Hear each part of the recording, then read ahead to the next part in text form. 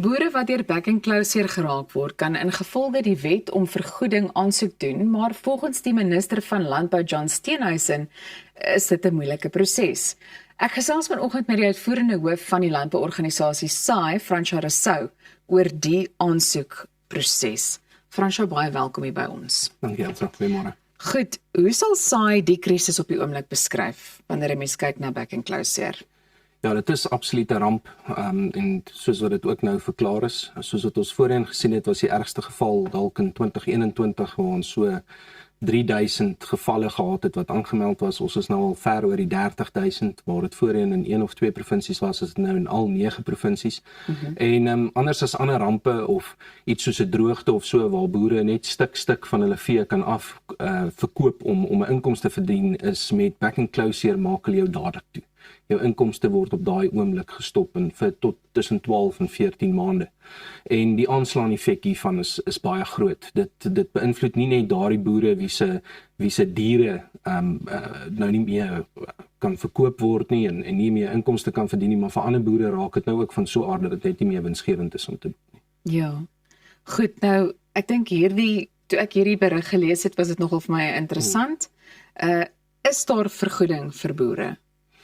Ja, ek dink dit is net belangrik om te weet dat hierdie was in reaksie op 'n vraag van een van die ANC LP's. Sy het gesê oor in kommersiële boere se gevalle is daar gebeurlikheidsplanne en voorsiening gemaak wat nie so is nie. Daar is nie kommersiële boere ons het nog nooit so dieregesondheidsramp in die gesig gestaar in die afgelope 100 jaar nie.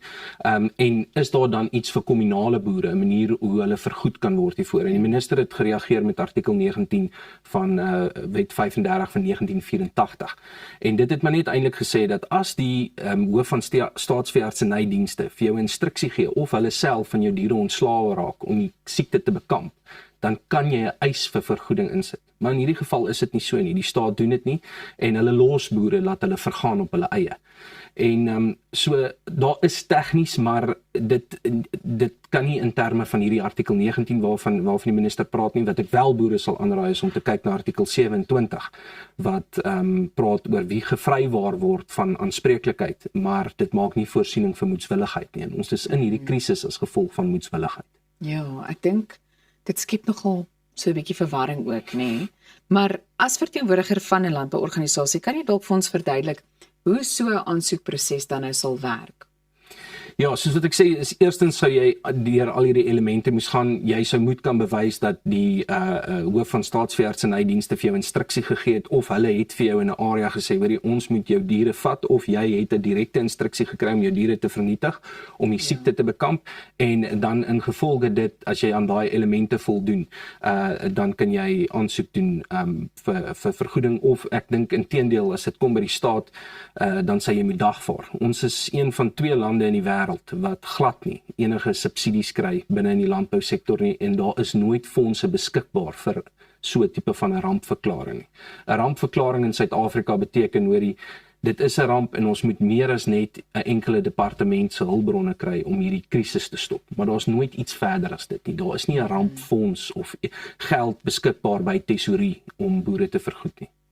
Nou goed, ek dink hierdie sluit dalk aan by iets wat jy dalk ook nou vroeër gesê het, maar volgens Steenhuisen, na aanleiding van wat hy nou gesê het, sal aansoekers moet bewys dat hulle alles moontlik gedoen het om die uitbreking op hulle plaas te voorkom. So hoe bewys 'n boer so iets? Ja, dis juist die groot kwessie hierso. Dit gaan oor die bewyslas. En self met ek bedoel, ons sien op baie uitbrake nou op plase waar die boere net nie weet waar dit vandaan kom nie. Hulle het 'n geslote kudde al vir maande en dan breek die siekte uit. Dit is nie diere wat hulle ingebring het nie. En ek dink dit skep ook kommer, ons weet nie waar kom die siekte altyd vandaan nie. So hierdie bewyslas is 'n verskriklike moeilike ding. Jy moes wys dat jy nie nalatig was aan jou kant en dan dit gebruik en terugwerkend werk om dan 'n eis in te stel. Hoe lank dink jy gaan dit die sektor neem om te herstel na aanleiding van hierdie krisis? Ek dink ons weet nog nie eers hoe groot is die krisis nie. Minder as 10% van gevalle word aangemeld, soos wat ons weet, dit is in al 9 provinsies. Ons sien dat hierdie jaar daar die uitvoerskade wat gelei gaan word is tussen so ongeveer 1.8 miljard rand. Oor die volgende 5 jaar is dit ongeveer 11 miljard rand en oor die volgende 10 gaan dit so 25 miljard wees. Maar dit was op 'n 2025 skatting. Ons sien daar's 'n massiewe skade binne in die melkbedryf. Dit is nou opgetel vir die eerste keer in kudu's in KwaZulu-Natal, so ons weet nie wat gaan dit vir die wildbedryf beteken nie.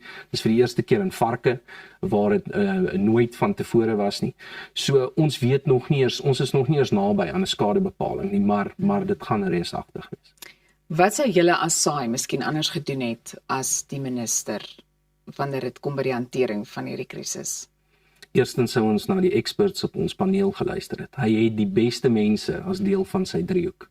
Hy weier net om met hulle te ontmoet of na hulle advies te luister. Daar's geen bevel en beheer binne in die departement van landbou nie. Die minister raak nie ontslae van die mense wat ons in hierdie krisis ingedompel het nie en verwag nou van hulle om ons hier uit te kry. En dan die heel belangrikste ding is privatisering.